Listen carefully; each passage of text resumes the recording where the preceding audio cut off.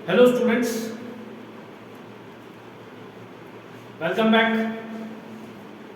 आज के इस लेक्चर में जो हम बात करने वाले हैं, हम बात करेंगे about performance appraisal. Human resource management की जब मैं बात करता हूँ, ह्यूमन रिसोर्स मैनेजमेंट के अंदर जो भी एचआर प्रैक्टिशनर्स होते हैं उनके लिए एक one of the most difficult task जो होता है वो होता है to assess the performance of others. ठीक है, एज एचआर प्रैक्टिशनर आपको लोगों को ना सिर्फ मैनेज करना होता है, एट द सेम टाइम जब मैं मैनेज करने की यहाँ पे बात कर रहा हूँ तो आपको लोगों को ग्रूम भी करना होता है, आपको लोगों को डेवलप भी करना होता है। लेकिन जो भी ग्रूमिंग है और जो भी डेवलपमेंट है उसके लिए एक बेस आपके पास होता है, वो बेस आपको मिलता है परफॉर्मेंस अप्रेजल के थ्रू। अगर मैं परफॉर्मेंस अप्रेजल की बात करता हूं तो अप्रेजल का जो मतलब है यहाँ पे वो है असेसमेंट। परफॉर्मेंस अप्रेजल को आप और भी दूसरे नामों से जानते हैं। परफॉर्मेंस अप्रेजल की अगर मैं बात करता हूं, परफॉर्मेंस अप्रेजल को परफॉर्मेंस इवैल्यूएशन भी कहा जाता है। It is also like known as review, performance review हम उसको कह सकते हैं, एनुअल रिव्यू भी आप उसको कह सकते हो। तो डिपेंड करता है कंपनी टू कंपनी।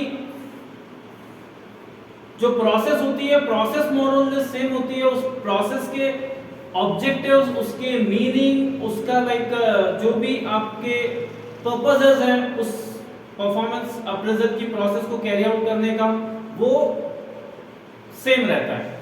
ठीक है, तो नाम भले ही हम कुछ भी किसी भी नाम से उसको एड्रेस करें, but at the end of the day performance appraisal जो है वो डील करता है with evaluation of A persons performance.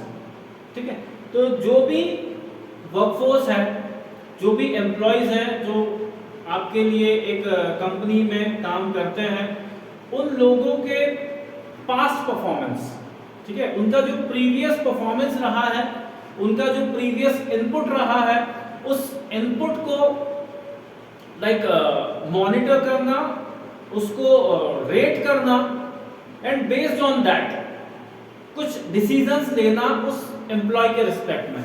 ये जो प्रोसेस है इसको हम परफॉर्मेंस अप्रेजल कहते हैं।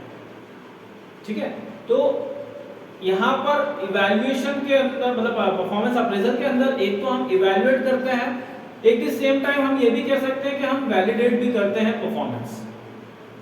Validation against certain parameters.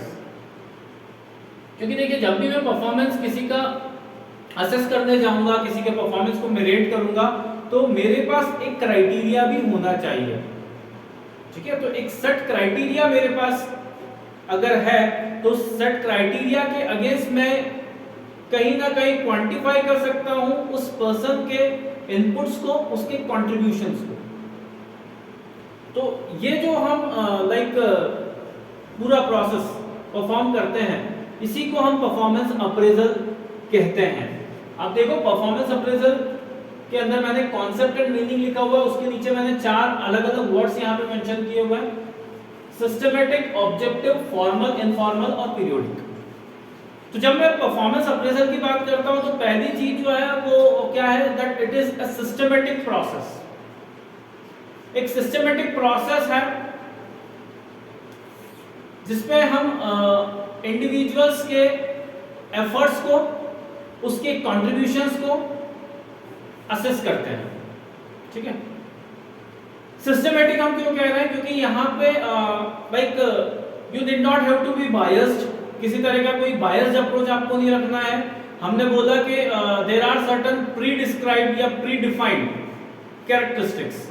कुछ एक सेट कैरेक्टरिस्टिक्स होते हैं, कुछ पैरामीटर्स होते हैं, कुछ एट्रीब्यूट्स होते हैं जिनके अगेंस्ट आपको परफॉर्मेंस करना होता है। ठीक है, तो ऐसा नहीं है कि हम वेग से कुछ भी चीजें उठा के और कुछ भी वेग पैरामीटर्स लेके हम असेसमेंट करने लग जाएंगे। जो भी असेसमेंट होगा वो कैसा होगा, सिस्टमैटिक होगा, कुछ ना कुछ साइंटिफिक या कुछ ना कुछ लाइक जस्टिफाइबल ग्राउंड्स के ऊपर बेस्ड होगा। एक प्रॉपर सिस्टम होता है, एक प्रॉपर स्ट्रक्चर होता है, उसके अकॉर्डिंग हम सारा अप्रेजल का प्रोसेस कैरी आउट करते हैं। तो वो एक पूरा सिस्टम बना होगा, इसलिए हमने उसको बोला एक सिस्टमैटिक है। देन ऑब्जेक्टिव, ठीक है। ऐसा ही नहीं कि हम बिना पर्पस के अप्रेजल परफॉर्म करते हैं। अप्रेजल परफॉर्म करने के पीछे we have our own reasons. तो जो भी रीजंस हैं वो रीजंस भी हमने यहाँ पे मेंशन किए हुए हैं। अभी हम इसके बाद ऑब्जेक्टिव्स देखेंगे, ऑब्जेक्टिव्स या पर्पसेस क्या होते हैं परफॉर्मेंस अप्रेजल कैरी आउट करने के। तो जो परफॉर्मेंस अप्रेजल प्रोसेस है वो एक ऑब्जेक्टिव प्रोसेस है या एक ऑब्जेक्ट ओरिएंटेड प्रोसेस है। उसके पीछे आपके कुछ रीजंस होते हैं, ठीक है। बिना पर्पस के हम अप्रेजल नहीं करते हैं। हम अप्रेजल करते ही इसीलिए क्योंकि we want to serve certain purposes of earth. फिर फॉर्मल एंड इनफॉर्मल, जब आप परफॉर्मेंस अप्रेजल की बात करते हो, परफॉर्मेंस अप्रेजल वैसे तो एक फॉर्मल प्रोसेस ही है, बट स्टिल जब प्रैक्टिस में लाने की बात आती है, जब इस पूरी प्रोसेस को एग्जीक्यूट करने की बात आती है, तो वहां पर आप पार्शियली इनफॉर्मल भी होके और असेसमेंट करते हैं, ठीक है। बाय नेचर हम कह रहे हैं कि वो एक फॉर्मल प्रोसेस जरूर है, बट उसका एग्जीक्यूशन जब देखा जाता है, जब आप एग्जीक्यूट करने जाते हैं, तो वहां पर थोड़ा सा पार्शियली आप इनफॉर्मल होके भी चीजों को देखते हैं, समझते हैं, मॉनिटर करते हैं और उसको वहां से अकॉर्डिंगली आप अप्रेज करते हैं, ठीक है। तो अप्रेजल का जो प्रोसेस है वो फॉर्मल और इनफॉर्मल दोनों हो सकता है, depending upon situation, depending upon the circumstances, depending upon the appraisal and depending upon the appraisee. There are two parties, appraiser, the person जो कि appraisal कर रहा है, appraisal कर रहा है, that means वो person जो assessment कर रहा है, वो person जो आपके performance को rate कर रहा है, वो होगा आपका appraiser। और appraisee जिसका कि appraisal हो रहा है, जिसके performance को review किया जा रहा है, जिसके performance को देखा जा रहा है, जिसके performance को कहीं ना कहीं assess किया जा रहा है, तो वो जो है अप्रेजी होगा। और जो असेस कर रहा है वो असेसर या अप्रेजर हम उसको कहेंगे। तो ये दो पार्टीज हैं। और एक चीज आती है यहाँ पे पीरियोडिक। जब भी आप परफॉर्मेंस अप्रेजल की बात करोगे तो ये पीरियोडिक या एक साइक्लिक प्रोसेस है, ठीक है। एक टाइम पीरियड या एक टाइम फ्रेम आप पहले से डिफाइन करके रखते हो और उस टाइम फ्रेम को हम नॉर्मली परफॉर्मेंस पीरियड कहते हैं, ठीक है, या परफॉर्मेंस साइकिल भी आप उसको बोल सकते हो। तो वो जो परफॉर्मेंस साइकिल या परफॉर्मेंस पीरियड है, इट इज दैट ड्यूरेशन, ये वो टाइम पीरियड है जिसके लिए आप परफॉर्मेंस को मेजर करते हैं। नॉर्मली तो जो अप्रेजल्स होते हैं वो एनुअली ही होते हैं। मैक्सिमम जगहों पर most of the organisations, most of the companies जो एक अप्रेजल सिस्टम फॉलो करती है वो एनुअल अप्रेजल सिस्टम फॉलो करती है। बट स्टिल बहुत सी जगहों पर आप देखते हैं कंपनीज वो उसको बोलते हैं ना कि twice a year, by annual या हाफ ईयरली जिसको आप बोलते हो, तो बाई एनुअल उस तरीके सिस्टम या फिर आपके क्वार्टरली सिस्टम। तो semi yearly, semi annual, by annual या फिर बहुत सी जगह पे क्वार्टरली आपको अप्रेजल्स भी मिलते हैं, जहां पर on each and every quarter, in each and every quarter हम क्या करते हैं, परफॉर्मेंस को रिव्यू करते हैं, ठीक है। स्टार्टिंग फ्रॉम जनवरी, फरवरी, मार्च, तो जनवरी से मार्च तक ये एक आपका परफॉर्मेंस साइकिल होगा। जैसे अगर हम फाइनेंशियल ईयर की बात करते हैं तो फाइनेंशियल ईयर आपका स्टार्ट होता है फ्रॉम 1 अप्रैल। तो 1 अप्रैल से लेके तो अप्रैल, मई, जून, ये 3 मंथ का आपका फर्स्ट क्वार्टर हो गया। तो Q1, Q2, Q3, Q4 इस तरह के आपके 4 क्वार्टर्स हो जाएंगे।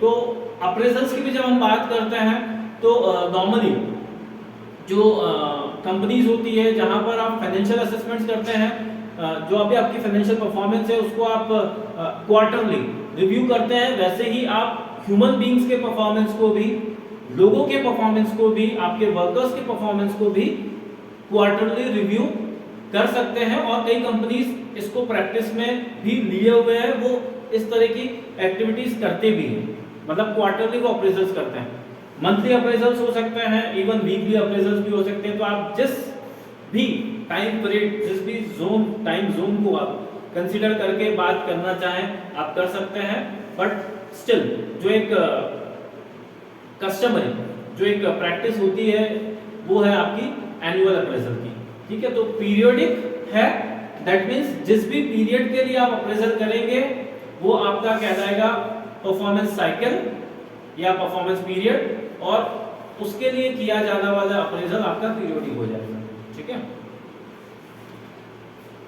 सो ये तो हुआ about the basic concept and meaning of appraisal, और हमने उसके साथ साथ जो भी आपका अप्रेजल है उसके कुछ कैरेक्टरिस्टिक्स के ऊपर भी बात किया। Now talking about the objectives, what are the reasons, what are the purposes of carrying out performance appraisal, क्यों परफॉर्मेंस अप्रेजल किया जाता है। The first and foremost reason अगर हम बात करते हैं तो परफॉर्मेंस अप्रेजल के थ्रू आपको पता लग जाता है कि एम्प्लॉय जो है आपका उसका स्किल सेट कैसा है, ठीक है, उसकी स्ट्रेंथ्स क्या है, उसकी वीकनेसेस क्या है। तो एम्प्लॉयज की प्रोफाइलिंग करने में आपको हेल्प मिल जाती है, तो वो कहाँ हेल्प करता है आपको, एम्प्लॉयज की प्रोफाइल रेडी करने में, उनकी प्रोफाइल को और डीपली स्टडी करने में, उनकी स्ट्रेंथ वीकनेसेस असेस करने में।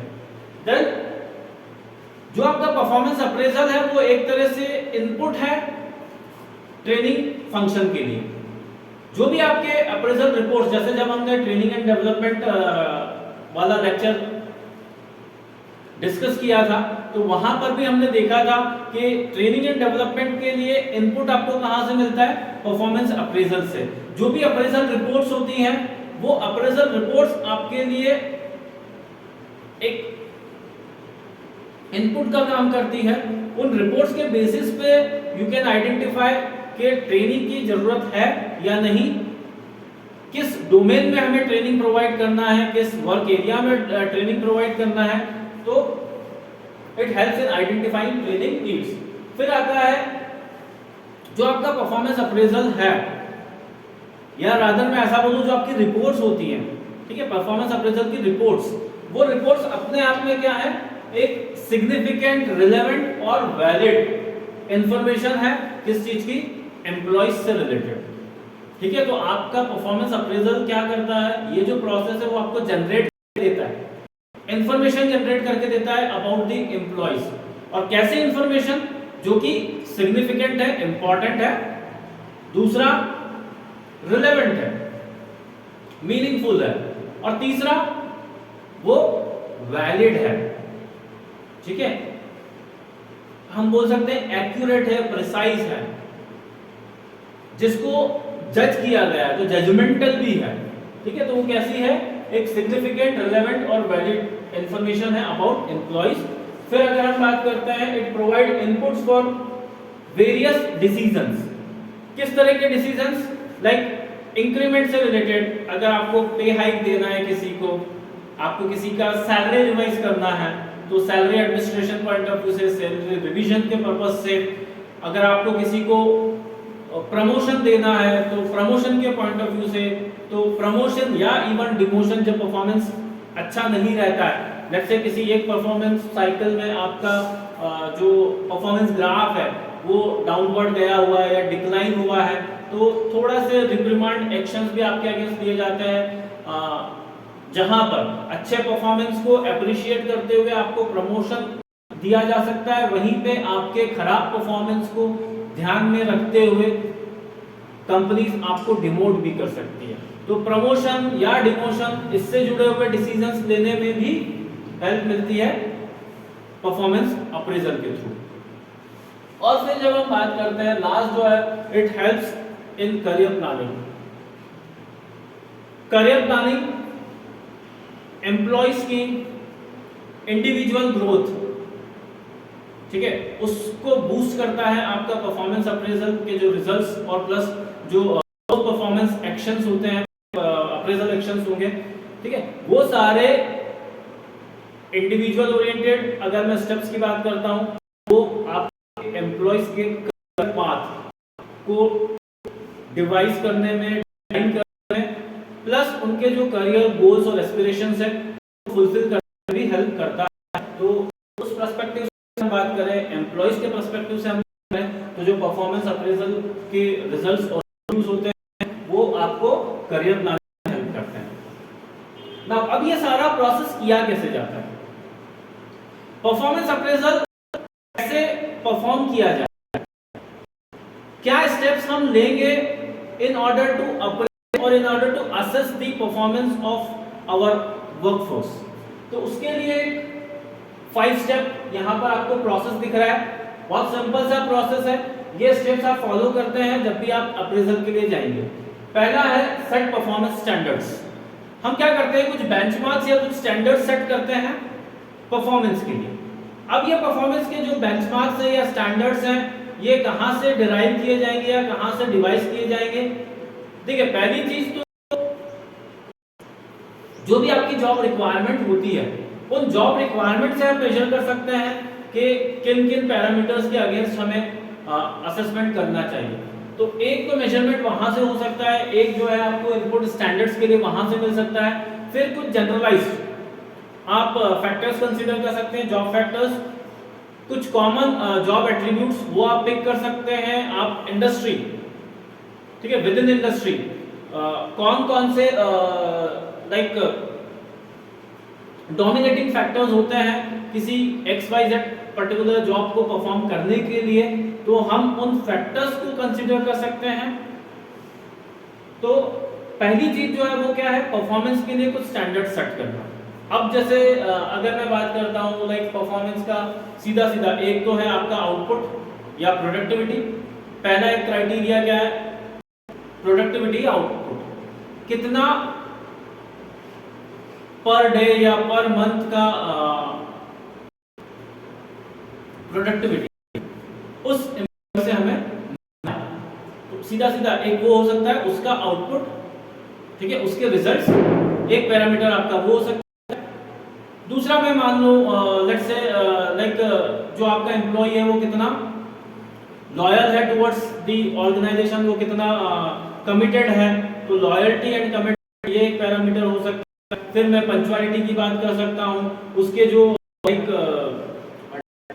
टाइम कीपिंग की जो शीट है उसका, ठीक है, जो उसका इन आउट का टाइम डेली का, अगर मैं मंथली स्टेटमेंट्स निकाल के जाऊं तो वहां से अगर मैं ये मेजर करूं कि कितनी उसकी लेट कमिंग्स है, कितनी उसकी अर्ली गोइंग्स है, तो उसके बेसिस पे अगर मैं देखूं तो मुझे पता लगेगा कि कितना पंक्चुअल है, टाइमली आता है, जाता है, टाइम से काम कंप्लीट करता है नहीं करता है। तो उसके उस पर्टिकुलर लाइक पंक्चुअलिटी से भी काफी एक्सटेंट तक उसका वर्क परफॉर्मेंस अफेक्ट होगा, तो उसको हम एक पैरामीटर की तरह ले सकते हैं। फिर लाइक अगर मैं मिस्टेक्स की बात करता हूँ या एरर्स की बात करता हूँ,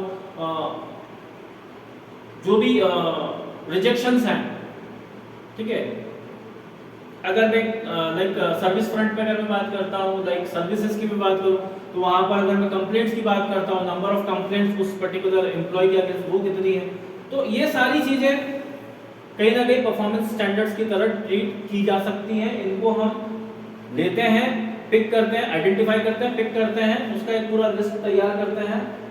अभी जब हम मेथड्स पे आएंगे तो आप देखोगे वहाँ पे एक चेकलिस्ट मेथड भी होता है। तो इस तरह से परफॉर्मेंस स्टैंडर्ड्स का एक तैयार किया, अब हमारे लिए एक चेकलिस्ट का काम करती है। उस चेकलिस्ट पर हम क्या कम्युनिकेट करते हैं, जो भी हमने परफॉर्मेंस के स्टैंडर्ड सेट किए हैं, ठीक है, मान लेते हैं कि हम जो है कुछ हमने क्राइटेरिया सेट कर लिए हैं। अब अनटिल एंड अनलेस आप ये क्राइटेरिया उनको बताएंगे नहीं, तब तक उनको कैसे लगेगा कि उनको करना क्या है, किस तरह से वर्क करना है। तो it is very much necessary कि जब भी आप कोई क्राइटेरिया सेट करते हैं परफॉर्मेंस रिजल्ट का, तो वो क्राइटेरिया पूरी तरह से क्लियर करें अपने एम्प्लॉयज को, ठीक है। तो आप कम्युनिकेट करें दी स्टैंडर्ड्स, ठीक है, दीज आर बेंचमार्क्स, ये हमारे बेंचमार्क्स हैं, इतना हमारा टॉलरेंस लिमिट रहेगा, बियॉन्ड दैट हम टॉलरेंस का परफॉर्मेंस नहीं करेंगे। तो आपको जो परफॉर्म करना है इस जोन में करना है। तो लाइकवाइज उस तरह की लिमिट्स की अगर हम बात करते हैं परफॉर्मेंस को लेकर, अगर लिमिट करते हैं तो वो स्टैंडर्ड्स या लिमिट्स आपको कम्युनिकेट करनी है वर्कर्स के साथ। Once they are communicated clearly. Once each and every member of your team is thorough with your like appraisal criteria, ठीक है, तो फिर एक जिसको बोलते हैं ना साउंड अप्रेजल सिस्टम आपके लिए रहेगा। तीसरा measurement of actual performance.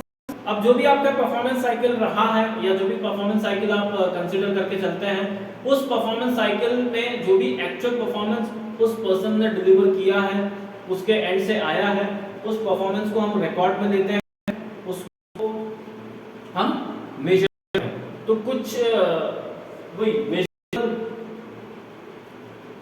Criteria देकर कुछ क्वांटिफाइबल उसको बना के, ठीक है, कुछ क्वांटिटीज में उसको कन्वर्ट करके हम क्या करते हैं, मेजर करते हैं उसका एक्चुअल परफॉर्मेंस। फिर जो भी आपके एक्चुअल परफॉर्मेंस है कंपेयर करते हैं विद दी सेट स्टैंडर्ड्स। जो भी आपने सेट किए थे स्टैंडर्ड, उन स्टैंडर्ड्स के अगेंस्ट उनके कंपैरिजन में हम एक स्टडी करेंगे एक्चुअल परफॉर्मेंस की, ठीक है। तो जब आप एक्चुअल को कंपेयर करोगे विद स्टैंडर्ड्स, तो आपके पास तीन पॉसिबल केसेस आएंगे। या तो जो एक्चुअल परफॉर्मेंस है वो आपका एक्सपेक्टेड परफॉर्मेंस के बराबर आएगा। Expected performance is equal to actual performance, that all is good, all is well. आपको कुछ एक्स्ट्रा एफर्ट्स यहां पे लगाने की जरूरत नहीं है, सारे वेल विद इन कंट्रोल है। अगर मान लेते हैं आपका जो एक्चुअल परफॉर्मेंस है वो एक्सपेक्टेड परफॉर्मेंस को एक्सीड कर जाता है, actual performance is greater than the expected performance, that means जितना आपसे एक्सपेक्टेड नहीं था आप उससे भी अच्छा काम कर रहे हैं, तो ये तो अच्छी बात है। ये तो यहाँ पर आप प्लस में चल रहे हैं, ठीक है, एक तरह का बोनस एडवांटेज है ये तो आपके लिए कि आप जितना नहीं चाहते उससे अच्छा काम करके दे रहे हैं एम्प्लॉइज। अब यहाँ पर करना है, दैट मींस कहीं ना कहीं या तो हमने कुछ बार जो है उसको बहुत नीचे रख रखा हुआ है, तो here is a need to raise the bar. तो या तो हमें अपने क्राइटेरिया थोड़े से बढ़ाने की है, तो ऐसी सिचुएशंस में हम क्या करते हैं, हम वापस से रिव्यू करते हैं इस स्टैंडर्ड्स को, और स्टैंडर्ड्स को थोड़ा सा मॉडिफाई करके, थोड़ा सा रिव्यू करके, और थोड़ा सा उसको हम क्या करते हैं, अपलिफ्ट कर देते हैं असेसमेंट। फिर एक चीज आती है कि जहां पर आपका एक्चुअल परफॉर्मेंस वो कम है एक्सपेक्टेड परफॉर्मेंस से, दैट मींस उस एम्प्लॉय के एंड पे कुछ गड़बड़ है, तो आपको कुछ करेक्टिव एक्शंस वहां पर लेने पड़ेंगे। या तो आप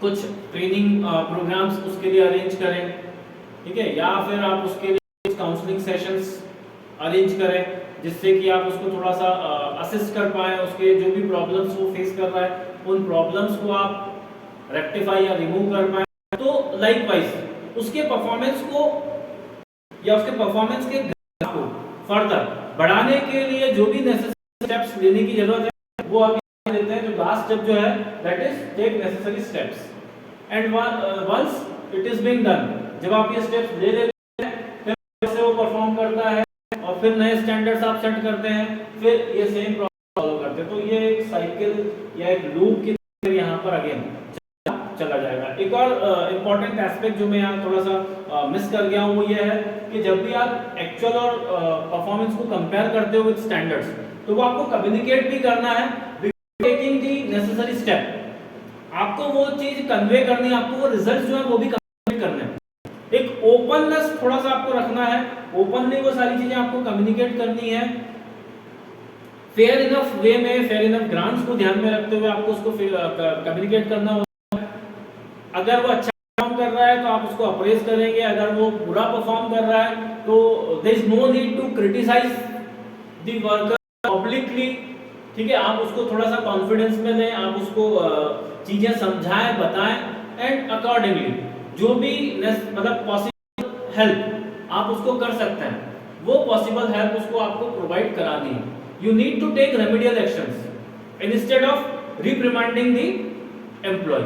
क्योंकि देखो एक बार अगर कोई गलती करता है या लेट्स से एक बार अगर उसके रिजल्ट्स अच्छे नहीं आ रहे हैं तो नॉट नेसेसरी कि वो खराब एम्प्लॉय या worker, you must give that person to improve. तो हम उसको कम्युनिकेट करें, हम उसको सारी चीजें क्लैरिफाई करें, उसको जो भी बेस्ट टू बेस्ट हम हमारे एंड से हेल्प प्रोवाइड कर सकते हैं वो हेल्प प्रोवाइड करें एंड होप के वो नेक्स्ट परफॉर्मेंस साइकिल के अंदर नेक्स्ट परफॉर्मेंस वो अच्छा परफॉर्म करे। उसका जो ग्राफ है वो वापस एक अपवर्ड ट्रेंड लेके आए। ये है आपके प्रोसेस। फिर बात आती है आपकी मेथड्स। कौन कौन सी मेथड्स होती हैं परफॉर्मेंस अप्रेजल के लिए? वैसे तो n नंबर ऑफ मेथड्स जो कि अलग अलग प्रैक्टिशनर्स यूज करते हैं। जो कॉमन प्रैक्टिसेस यहाँ पे मैंने मेंशन किया हुआ है आपके लिए। पहला है रैंकिंग या रेटिंग मेथड। सिंपली हम क्या करते हैं, कुछ कॉमन पैरामीटर्स लेते हैं, कुछ क्राइटेरिया देते हैं और उसके बेसिस पे हम हमारे एम्प्लॉयज को रेटिंग दे देते हैं या उनको रैंक कर देते हैं। ठीक है,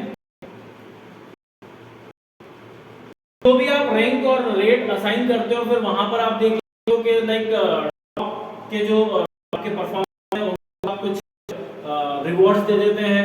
फिर फर्दर जो मीडियोकर परफॉर्मर्स हैं उनके लिए हम फर्दर थोड़ा सा उनको बूस्ट देने के लिए उनके लिए कुछ लगा लेते हैं। और जो आपके परफॉर्मर्स उनको हम मार्क करके आइडेंटिफाई करके अलग से थोड़ा सा और ज़्यादा फोकस उनके ऊपर करके ध्यान देकर और उनको प्रिपेयर करें हैं फॉर फ्यूचर। तो रैंकिंग या रेटिंग मेथड में सिंपली हमने क्या करा है, कुछ कॉमन पैरामीटर्स के बेसिस वर्कर्स को रेट किया है या उनको कुछ रैंक्स असाइन कर दिए हैं based on their performance on those criteria. फिर आता है ऐसे मेथड। ऐसे मेथड जो है हम ऐसा भी कहते हैं। ऐसे मेथड के साथ एक और मैंने नेक्स्ट जो लिखा हुआ है that is CR, confidential report. ऐसे या कॉन्फिडेंशियल रिपोर्ट जो है वो आपका इमीडिएट बॉस या सुपरवाइजर आपका पर्सन है जो कि आपको डायरेक्टली कंट्रोल करता है, जो आपको है वो आपका सुपरवाइजर आपके बारे में नोट प्रिपेयर करता है। वो आपके बारे में जैसे ऐसे होता है उस तरह से वो आपका सारा चीज है आपके परफॉर्मेंस से रिलेटेड एक एक चीज आपका बिहेवियर जो जिस तरह का आपका बिहेवियर रहता है ऑन दी वर्क प्लेस। ठीक है, आप किस तरह से ट्रीट करते हैं आपके फेलो वर्कर्स को, जो भी हमारे की इंडिकेटर्स होते हैं। ठीक है, जिसको हम